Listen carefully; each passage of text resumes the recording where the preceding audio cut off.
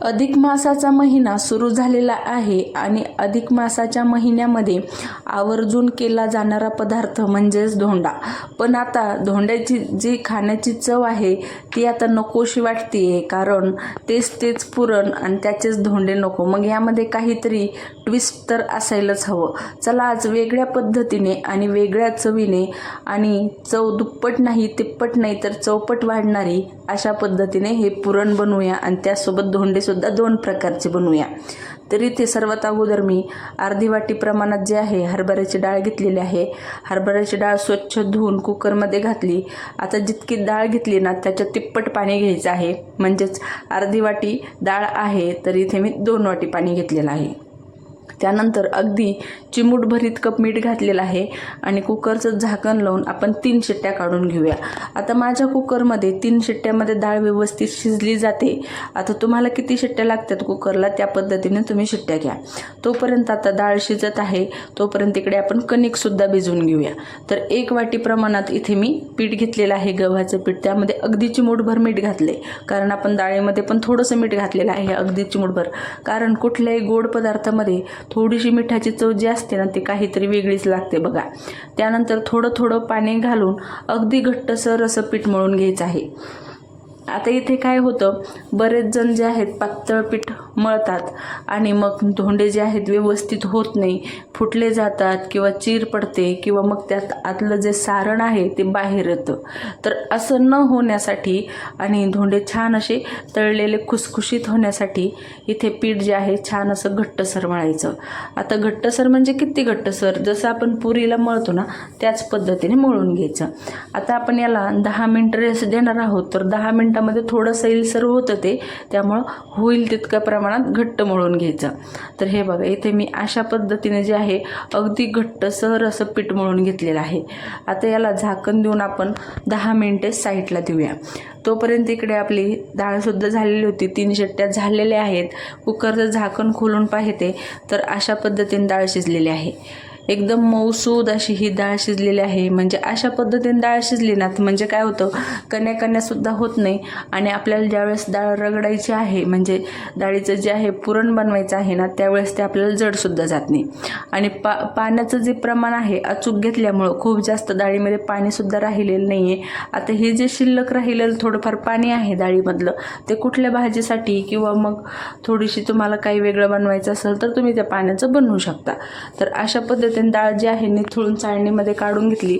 खाली लगेचच कढई घेतली, म्हणजे ज्यामध्ये आपल्याला हे पुरण शिजवायचं आहे त्या कढईमध्ये ही डाळ जी आहे छान अशी आपण रगडून घेऊया, जेणेकरून ही डाळ छान पद्धतीने बारीक होईल. आता तुमच्याकडे यंत्र असेल तर मग यंत्रामध्ये पण ही पद्धत सोपी वाटते, पटकन होते आणि महत्त्वाचं म्हणजे छान असं हे बारीक पुरण पडतं, अजिबात कण्या वगैरे काहीच राहत नाही. तर अगदी 2 मिनिटामध्ये ही डाळ रगडून झालेली आहे, कारण शिजूनच आपण तितकी मऊसूद घेतली होती. आता ज्या वाटीने डाळ घेतली होती अर्धी वाटी त्याच वाटीने 1 वाटी गूळ घ्यायचा. हो, 1 वाटी गूळ घ्यायचा, कारण इथे काय होतं आपण धोंडे बनवत आहोत तर वरून जे आहे पिठाचं थोडंसं कव्हर येतं. तर मग ते गुळीचं प्रमाण जे आहे आतलं व्यवस्थित असलं ना थोडं जास्त, तर मग ती वरची जी कव्हर असतं पिठाचं ते खाताना खूप असं फिकं लागत नाही आणि छान असे हे गोडसर धोंडे तयार होतात. आणि आपण इथे गूळ घालत आहोत, साखर नाही, त्यामुळं काही टेन्शन नाही आहे. 1 वाटी गूळ तुम्ही नक्की घाला. हा पण तुम्हाला जर नसेल आवडत गोड तर मग गुळाचं प्रमाण थोडा कमी केला तरीसुद्धा चालेल. त्यानंतर छान असं हे गूळ जे आहे डाळीमध्ये मिक्स झालेलं आहे, म्हणजे पुरण जे आहे एकंदरीत तयार व्हायला सुरुवात झालेली आहे. सर्वात अगोदर हे गूळ काय होतं थोडंसं वितळतो, त्यामुळं आपल्याला असं वाटतं की पुरण खूप पातळ होते, पण जसं शिजते ना तसं ते घट्ट होत जातं. त्यामुळं अजिबात टेन्शन घ्यायचं नाही, सारखं हलवत राहायचं, गॅसची फ्लेम मिडियम ठेवायची आणि बघता पाहू शकता तुम्ही छान असं हे घट्टसर जे पुरण आहे तयार व्हायला सुरुवात झालेली आहे. आता यामध्ये ट्विस्ट असा की इथे गुळाचं प्रमाण जास्त वापरलं आहे थोडंसं मी. त्यानंतर पीठ जे आहे घट्टसर लावलेलं आहे. आता ह्या 2 ट्विस्ट तरी तिथे वापरलेले आहे. आपण नेहमी काय करतो, जे चपातीचं कणिक असतं त्यामध्ये धोंडे बनवायला घेतो, तर असं न करता थोडंसं घट्टसर पीठ जे आहे साईडला लावून घ्यायचं. आता हे जे पुरण आहे छान घट्टसर तयार झालेलं आहे, पण तोपर्यंत इकडे मी थोडा वेळ साईडला ठेवूया आणि इकडे कडलं ठेवलेलं आहे, म्हणजेच की फोडणीचा जो पॅन असतो तो घेतला, त्यामध्ये साधारण 1 चमचा इतकी खसखस घेतलेली आहे आणि खसखस अगदी 2 मिनटं, साधारण मिनिट 2 मिनिट जे आहे भाजून घेऊया, म्हणजे खसखसीतला जो सुगंध आहे ना तो निघून येतो. त्यानंतर परत त्या कडल्यामध्ये 2 ते 3 चमचे साजूक तूप घातलं, थोडेसे काजू बदाम पिस्त्याचे तुकडे, साधारण 5-5, 6-6 असे काजू बदाम पिस्ते घेतलेले आहे आणि त्याचे छान असे हे तुकडे करून घेतलेले होते. तुपामध्ये छान असे मिनिट 2 मिनिट भाजून घेऊया. खूप जास्त कडक होईल इतके भाजायचे नाहीत आपल्याला, अगदी त्यातलं थोडंसं जे मॉइश्चर आहे ना ते काढून घ्यायचं आणि साजूक तुपामध्ये भाजल्यामुळं सुगंध छान येतो. लगेचच गॅसची फ्लेम ऑफ केली बघा आणि लगेचच हे ड्रायफ्रूटसुद्धा घालून घेतले. आता यामध्ये खसखस घातली, त्यानंतर ड्रायफ्रूट घातलं, थोडंसं अगदी चिमूटभर जे आहे जायफळ किसून घातलेलं आहे. फ्लेवर खूप छान येतो, नक्की घाला. त्यानंतर थोडीशी सुंठसुद्धा घातली आणि अगदी अर्धा ते पाव चमचा जे आहे वेलची पावडर घातली. आता यातले तुम्हाला जायफळ, सुंठ किंवा वेलची काहीतरी स्किप करायचं असलं तर करू शकतो, पण मी तर म्हणेन आवर्जून घाला, फ्लेवर खूप छान येतो. त्यानंतर हे सर्व जिन्नस जे आहे एकत्र करून घेतले. झालंय का नाही शाही धोंडा पुरण पहा बरं. त्यानंतर अजून एक जिन्नस अशी की 2 ते 3 चमचे साजूक तूप घालायचं. साजूक तूप जितकं आपण घालू ना, म्हणजे खूप जास्त पण नाही घालायचं, साधारण 2 ते 3 चमचे साजूक तूप घालायचं, चव छान भन्नाट लागते. आता याला साधारण 2-3 मिनिट अजून आपण घट्टसर करून घेऊया, थोडं भाजून घेऊया, जेणेकरून सर्व जे जिन्नस आहेत ते छान पद्धतीने एकत्रित होतील. त्यानंतर तूपसुद्धा छान पद्धतीने त्या पुरणमध्ये मुरलं जाईल. झालंय का नाही बरं. मस्त असं हे शाही धोंडा पुरण पाहूनच तोंडाला पाणी सुटत असेल, अगदी असं एकदम लगेचच खावंसं वाटेल असं हे धोंड्याचं पुरण तयार झालेलं आहे. आपण नेहमी काय करतो, जे पोळीला पुरण बनवतो ना त्याच पुरणामध्ये धोंडे बनवतो, तर असं न करता यावेळेस तुम्ही अशा पद्धतीने नक्की पुरण बनवा आणि त्याचे धोंडे बनवा, तुमचे जावई बापू नक्की खुश होतील. तर अशा पद्धतीने हे छान असं हे गोळा तयार होईल ना, इतकं आपल्याला हे पुरण जे आहे शिजवून घ्यायचं. आणि हे जे पुरण आहे आता कढई सोडायला सुरुवात झालेली आहे, म्हणजे एकंदरीत काय तर छान पद्धतीने गोळा तयार होतोय. तर इतकं आपल्याला शिजवून घ्यायचं, यापेक्षा सुकं सुद्धा करायचं नाही किंवा मग यापेक्षा ओलसर सुद्धा ठेवायचं नाही. लगेचच एखादी डिश घ्यायची किंवा एखादा ताट घ्या, त्यामध्ये लगेच पुरण काढून घ्यायचं आणि छान असं पसरवून थंड करून घ्यायचं. जोपर्यंत पुरण थंड होत नाही तोपर्यंत अजिबात धोंडे बनवायला घ्यायचे नाही, नाहीतर काय होतं पिठाला आतून पाणी सुटतं आणि मग ते असे गिजगिज जे आहेत धोंडे तयार होतात. त्यामुळं सारण जे आहे पूर्णतः थंड करून घ्यायचं आणि मगच इकडे धोंडे बनवायला सुरुवात करायची. तर छान असं पसरवून घेतलेलं आहे, साधारण 5-7 मिनटं आपण असं सोडून देऊया, म्हणजे छान थंड होईल, अजिबात गरम राहणार नाही. तोपर्यंत इकडे आपलं पीठसुद्धा छान पद्धतीने मुरलेलं होतं. वरून अजून थोडंसं 1 चमचाभर तेल घालूया. तेल घातलं वरून चमचाभर आणि हाताने छान अशी ही पिठाला जी आहे मालिश देऊन घेतली, म्हणजे पिठामध्ये छान असं ग्लुटन ॲक्टिवेट होतं. त्यानंतर पीठ जे आहे छान असं सॉफ्टसुद्धा होतं. त्यानंतर लगेचच एक लिंबू असतो ना आपला, लिंबूच्या साईजचे जे आहे तिथे पिठाचे गोळे करून घ्यायचे. त्यापेक्षा मोठे नको, त्यापेक्षा छोटे नको, कारण जी बाहेरची पिठाची साईट असते ना ती खूप जास्त जाड अजिबात करायची नाही आपल्याला, म्हणजे समसमान लागलं पाहिजे. म्हणजे पिठाची जरी वरून जितकं पीठ तितकं आतून पुरण असं आपण करणार आहोत.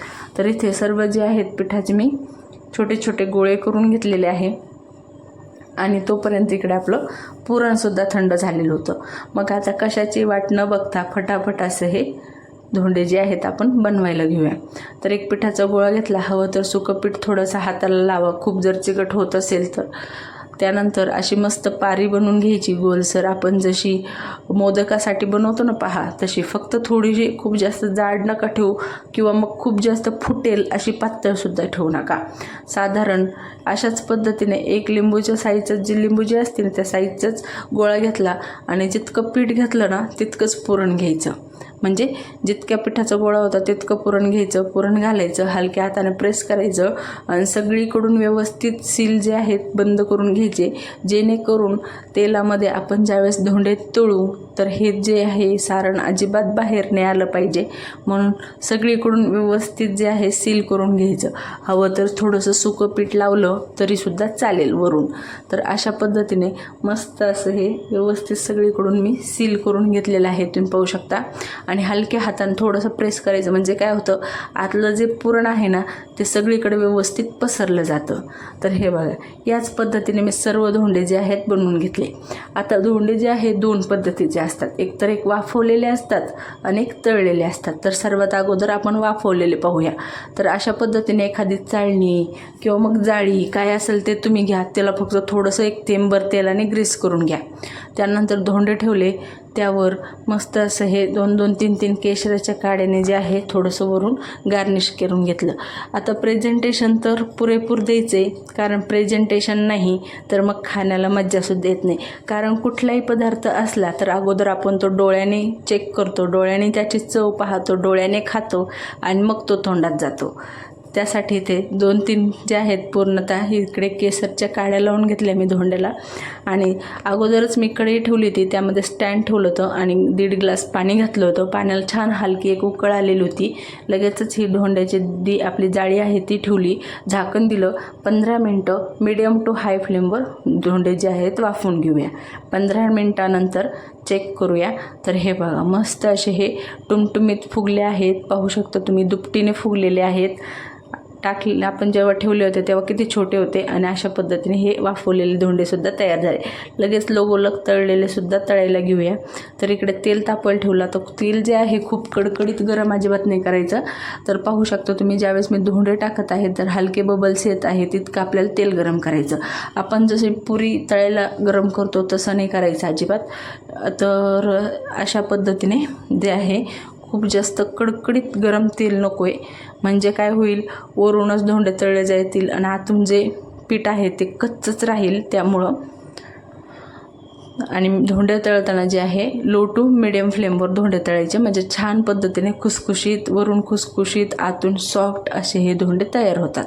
आता अगोदर काय करायचं, चमच्याने थोडंसं खालीवर करून घ्यायचं. त्यानंतर मग मोठा झाऱ्या किंवा मग मोठा चमचा घालायचा. छान पद्धतीने खालीवर करू, छान असा सोनेरी तांबूस रंग येईल ना इतका आपल्याला हे धोंडे जे आहेत तळून घ्यायचे. हाय का नाही बरं, मस्त अशी परफेक्ट रेसिपी, शाही धोंडा रेसिपी. तर अगदी सोप्या पद्धतीने फक्त घरातल्याच काही वस्तू घालून आपण पुरणाला जी आहे मस्त अशी ही शाही चव दिलेली आहे, जेणेकरून सगळे मागून मागून खातील धोंडे, तुम्हाला पुरणारसुद्धा नाही. अशा पद्धतीने जर तुम्ही बनवले तर हे बघा, असा साधारण असा रंग आला पाहिजे. आणि धोंडे तळताना लो टू मिडियम फ्लेमवर तळून घ्यायचे. आता वाफवलेले आणि सोबतच तळलेले दोन्ही प्रकारचे धोंडे तयार आहेत. दोन्ही मी तुम्हाला फोडून दाखवते. तर हे बघा, मस्त असे हे मऊ लुसलुशीत वाफवलेले आणि तळलेले छान असे हे खुसखुशीत हे धोंडे तयार झाले. जर तुमचं सारण शिल्लक राहिलं तर तुम्ही फ्रीजमध्ये स्टोअर करून ठेवा, 8-10 दिवस सहज चालतं. हवं तेव्हा गरम गरम धोंडे बनवा आणि तुम्ही खाऊ शकता. तर अशा पद्धतीने मस्त असे हे वाफवलेले सोबतच तळलेले 2 प्रकारचे धोंडे जे आहेत तयार झाले. एकदम सोप्या पद्धतीने, वेगळ्या चवीसोबत आणि अजिबात खाण्याचा कंटाळा न येणारे, आवर्जून खाणारे आणि मागून मागून खाणारे अशा भन्नाट चवीचे हे धोंडे जे आहेत तयार झाले. इथे मी तुम्हाला फोडूनसुद्धा दाखवलेलं आहे. आता वाफवलेला धोंडासुद्धा तुम्ही पाहू शकता, मस्त असा आतून जे आहे भरपूर सारण आहे आणि तळलेलंसुद्धा पहा तुम्ही, आतून भरपूर सारण आहे. बाहेरूनचं वेस्टर्न जे आहे पिठाचं जे आहे खूप पातळ केलेलं आहे. चला मग, धोंड्याची रेसिपी थोडी जरी आवडली असेल ना तर चॅनलला नक्की सबस्क्राईब करा.